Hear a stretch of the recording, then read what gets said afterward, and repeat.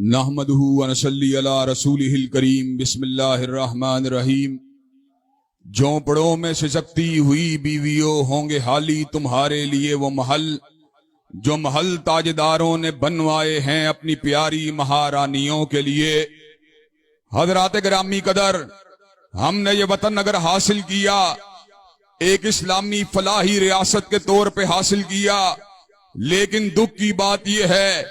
کہ اس میں نہ اسلام کا بول بالا ہو سکا، نہ فلاح عوام کے لیے صحیح معنوں میں منصوبہ بندی کی جا سکی۔ حضرات گرامی قدر، اس وقت عالم یہ ہے کہ غریب کو 2 وقت کا کھانا بھی میسر نہیں۔ حضرات گرامی قدر، غریب کے گھر کے چولہوں کے بجھا دیا گیا ہے۔ عالم یہ ہے کہ اس وقت مالی اور اخلاقی کرپشن اپنے پورے عروج کے اوپر پہنچی ہوئی ہے۔ حضرات گرامی قدر، اس وقت عالم یہ ہے کہ بادشاہی مسجد کے میناروں کے تلے بد کرداری کے اڈے کھلے ہوئے ہیں، شراب کی بھٹیاں پورے ملک کے اندر چل رہی ہیں۔ حضرات گرامی قدر، غریب کے لہو کو چوسا جا رہا ہے، ختم نبوت کے پر ڈاکوں کو ڈالا جا رہا ہے، حرمت رسول اللہ صلی اللہ علیہ وسلم کے پر سمجھوتا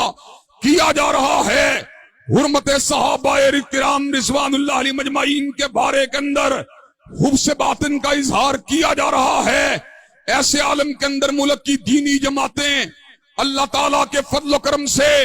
اس نظام کی بات کرتی ہیں جس کے اندر تمام کی تمام بیماریوں کا علاج موجود ہے۔ حضرات گرامی قدر، ہمارا یہ نقطہ نظر ہے، وہی دیرینہ بیماری، وہی نامحکمی دل کی، علاج اس کا وہی آبے نشاط انگیز ہے ساکی۔ اس ملک کے مسائل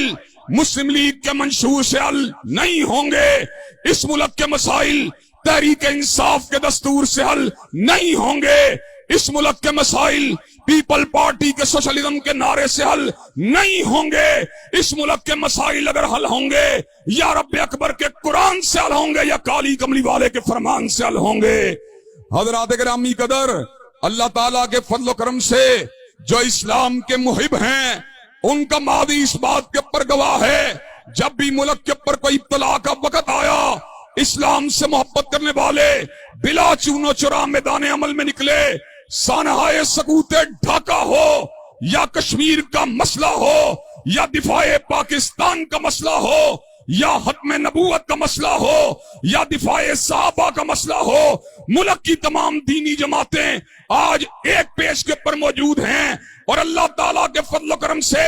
آج جماعت اسلامی کے نوجوان ہوں یا سلفی نوجوان ہوں یا حنفی نوجوان ہوں، وہ سارے کے سارے اس بات کو سمجھ چکے ہیں کہ اللہ تعالیٰ کے فضل و کرم سے سید مودودی کی فکر کو آگے بڑھایا جائے گا، مفتی محمود کے منشور کو آگے بڑھایا جائے گا، علامہ شہید کے نقطہ نظر کو آگے بڑھایا جائے گا، اور اسلام آباد کے اندر سے لادینیت کے پرچم کو اتار کر وہاں پہ پرچم اسلام کو لہرایا جائے گا۔ حضرات گرامی قدر، ہم آئے دن اس ملک کے اندر مالی کرپشن کی باتوں کو سننے کے ساتھ ساتھ اخلاقی انحطاط کی باتوں کو بھی سنتے ہیں۔ حضرات گرامی قدر، مدینہ کی ریاست کے نام کے اوپر نعرہ لگانے والی تحریک انصاف کے دور اقتدار کے اندر ایک مسلمان بیٹی کو جو خود بچوں کی ماں تھی، سرے عام اس کو ایک موٹر وے کے اوپر قومی شاہراہ کے اوپر بے آبرو کر دیا گیا۔ اس کی آبرو ریزی کے تدارک کے لیے کیا ہونا چاہیے؟ مجرموں کو سرے عام پھانسی ہونی چاہیے کہ نہیں ہونی چاہیے؟ حضرات گرامی قدر، اللہ تعالیٰ کے فضل و کرم سے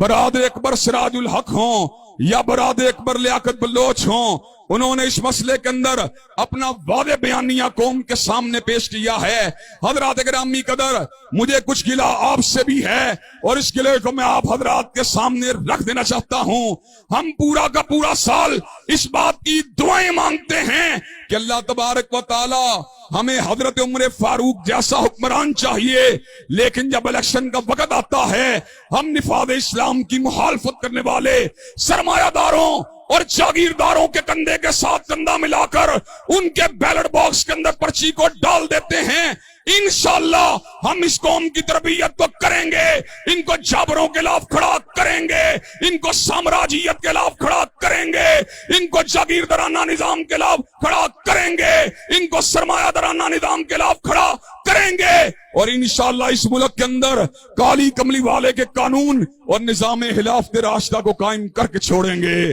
حضرات گرامی قدر مجھے یہ بات بتلائیے کہ آپ حضرت رسول اللہ صلی اللہ علیہ وسلم کی شریعت، صدیق کی صداقت، فاروق کی عدالت، ذوالنورین کی صحابت اور علی المرتضیٰ کی شجاعت کے پرچم کو اٹھا کر میدان عمل میں آنے کے لیے تیار ہیں؟ میدان عمل میں آنے کے لیے تیار ہیں؟ قائدین تحریک اسلامیہ کا ساتھ دینے کے لیے تیار ہیں؟ انشاءاللہ اب ٹوٹ گریں گی زنجیریں اور زندانوں کی خیر نہیں، یہ دریا جھوم کے اٹھے ہیں تن کو سے نہ ٹالے جائیں گے۔ وآخر دعوانا الحمدللہ رب العالمین۔